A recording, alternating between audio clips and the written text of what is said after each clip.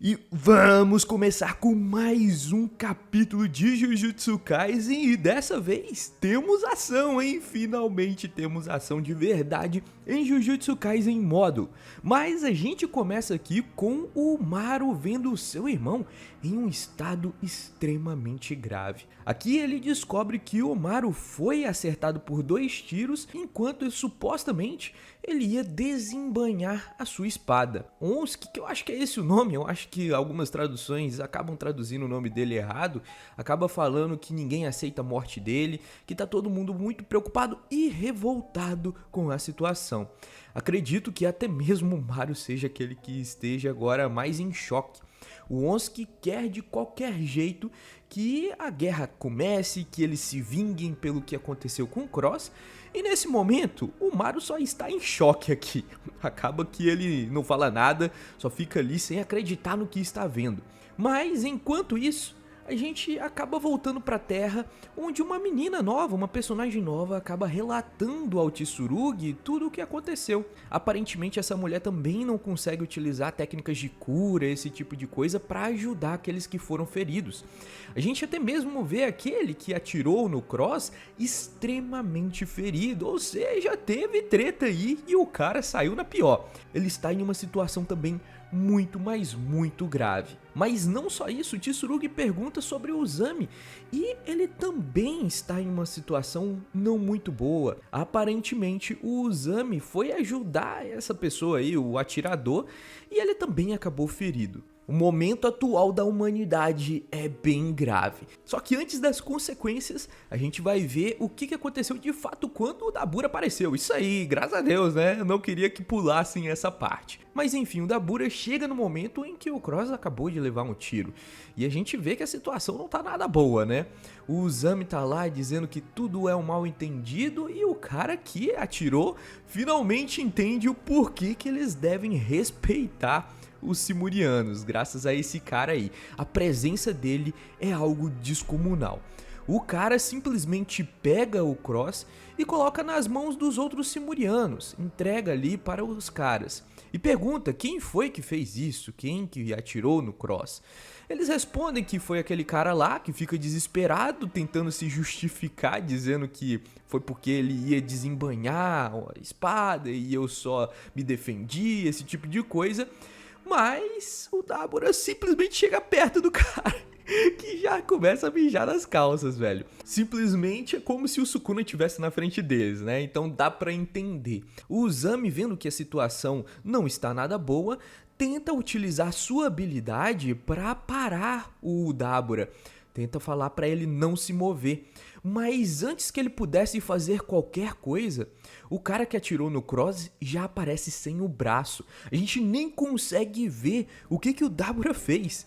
E ao mesmo tempo, o Dabura olha lá pro Uzami agindo de certa forma. O cara sem o braço começa a cair e o Uzami repara uma coisa. Aparentemente, o seu poder não surtiu efeito. Ou se surgiu o efeito aqui foi tão pequeno, graças à diferença de poder, que nem se pode dizer que ele utilizou alguma coisa. Tanto é que o dano voltou aqui pra garganta do Uzami e ele começou a sangrar. Ele já está nas últimas e ele só simplesmente utilizou seu poder contra o Dabura. Cara, a situação está muito ruim. Todo mundo que tá ali do lado percebeu isso. Percebeu que eles não têm a mínima chance contra o Dabura, que se aproxima agora do Uzami.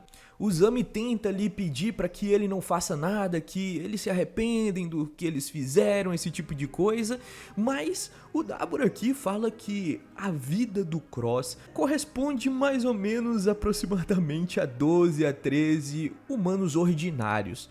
Então ele vai tomar a vida de todo mundo que tá ali. É isso que ele tá falando.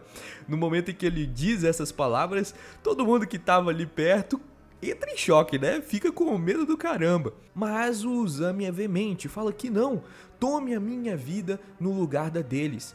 Não os mate, mas se você quiser matar alguém, me mate no lugar dessas pessoas.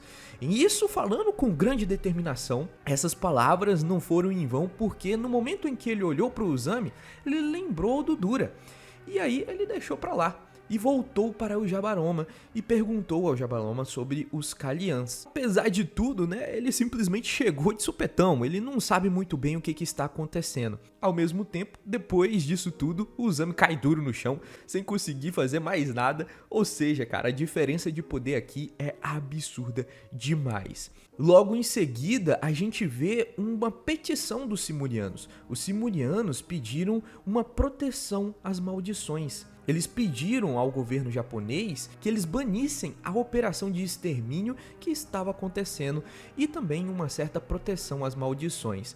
Obviamente, isso daí escalou para uma certa crise entre os Simurianos e os japoneses, porque os japoneses estavam fazendo esse extermínio não porque eles gostavam de matar maldições, mas sim porque eles precisavam controlar o número de maldições para que não vazassem de Tóquio.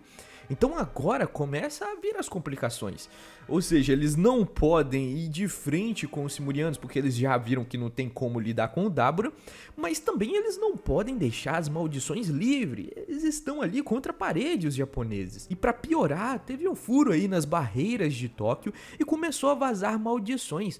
Maldições começaram a ser vistas até mesmo em outros países.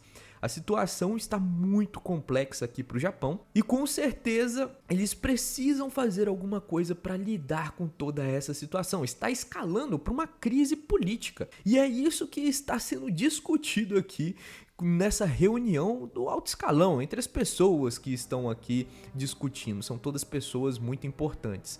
Além disso, eles também perguntam para aquela menina que parece ser uma mulher que consegue utilizar técnica reversa, uma curandeira, digamos assim, entre aspas, e pergunta se ela consegue curar o Cross, porque isso ajudaria, né, toda a situação, tudo começou por causa do Cross. Mas não, ela diz que os feiticeiros terráqueos acabaram aprendendo que existe uma espécie de toxina, algo diferente nos Simurianos, que acabam fazendo que os métodos das pessoas que conseguem curar aqui na Terra não funcionem direito. Então ela não consegue utilizar suas habilidades no Cross e nem ajudar de certa forma. Então a situação é complicada e eles não conseguem enxergar aqui, de alguma forma, uma solução aparente. Mas eles decidem fazer algo, ao menos no curto prazo, que é lidar com as maldições de grau inferior, de grau baixo ali, mas no modo stealth, tentando fazer com que os Simurianos acabem não vendo o que eles estão fazendo. Esse foi o plano que a galera tentou executar aqui. Eles ainda saíam matando as maldições, mas em segredo. Era isso que eles estavam tentando. Porém, não deu certo, ou ao menos deu certo por um tempo. Isso porque o Onsuke acabou vendo aqui, a gente vê que o Onsuke acabou percebendo. Eles não cumpriram o acordo que eles fizeram em não matar as maldições. O Onsuke começa a chorar de novo, velho. Porra, esse Onsuke também é mó bisbilhoteiro, né? Fica vendo o tempo inteiro o que tá acontecendo lá na Terra. Fato é que os Simurianos têm uma visão muito boa, né? Não sei como é que eles fazem, se eles têm uma lupa na nave deles, mas ao que parece, pelo que deu pra entender aqui através do Onsuke, que acabou vendo através do seu terceiro olho, eles têm uma visão muito boa. Então ele acabou vendo que, de fato, os japoneses acabaram matando maldições, o que fez com que o Onsuke se revoltasse novamente e quisesse de novo entrar em guerra, fizesse alguma coisa, né? Porque a situação está crítica. Ao mesmo tempo, a gente também vê os humanos com vários feridos. Isso porque eles têm que lidar com as maldições, então a gente tem um impasse aqui. A gente vê o hospital cheio de feiticeiros humanos por não conseguirem, não poderem lidar com as maldições, e a gente vê ao mesmo tempo também o Onsuke chorando pelo seu terceiro olho por causa de maldições mortas. Nesse momento aparece então o Dabura e pergunta de novo o que está acontecendo. O Onsuke acaba relatando tudo o que aconteceu, tudo que ele viu, e então o Dabura acaba exigindo uma coisa. Ele fala que vai brigar por Tóquio. Se eles tiverem o domínio de Tóquio, então eles têm o problema solucionado, né? Enquanto isso, lá na Terra a gente volta pro alto escalão, que de novo está tentando alguma solução. Só lembrando aqui, se passou muito tempo, tá? Não foi tudo no mesmo dia, não. Isso daqui foi ao longo do mês, ao longo dos dias, que essa treta foi escalando. Primeiro eles mandaram a petição, passou alguns dias, teve fuga das maldições. Aí, depois de muitos dias com as maldições escapando para tudo qualquer lado, os feiticeiros mataram ali algumas maldições mais fracas. os Simurianos viram, e tudo isso daí ocorreu por mais de um mês. Então não é um acontecimento rápido que está acontecendo aqui não. Por isso que a gente está vendo várias reuniões seguidas, é porque teve tempo para acontecer. E o que eles estão tentando é, de novo, encontrar o Itadori, pelo que está falando. Eles precisam de alguém forte o suficiente para defendê-los. E agora a gente vê a Nobara, cara. Olha só, a Nobara apareceu antes do Itadori. E ela acaba relatando que viu o Itadori, aparentemente, pela última vez em um enterro de uma pessoa. A gente não sabe de que pessoa é essa, talvez seja até mesmo do Yuta, ou espero eu que não seja do Megumi. Eu gostaria de ver o Megumi antes de aparecer a Nobara. O único pesar que eu tenho aqui, e que talvez o Megumi já tenha passado dessa pra melhor de fato, é que se o Megumi tivesse vivo, ele seria o líder do clã Zenin. Então não seria difícil entrar em contato com o Megumi. E o Megumi ainda assim seria forte. Ele provavelmente teria aparecido nessa situação. Então, se ele não apareceu até agora, talvez seja porque de fato ele já tenha morrido, o que é uma pena. Gostaria de ter visto o Megumi vivo e como estaria a sua habilidade de invocação, que é uma habilidade boa pra caramba, a técnica das 10 sombras. Mas enfim, eles perguntaram lá pra Nobara. Nobara diz que viu o Itadori aparentemente pela última vez no enterro de uma pessoa.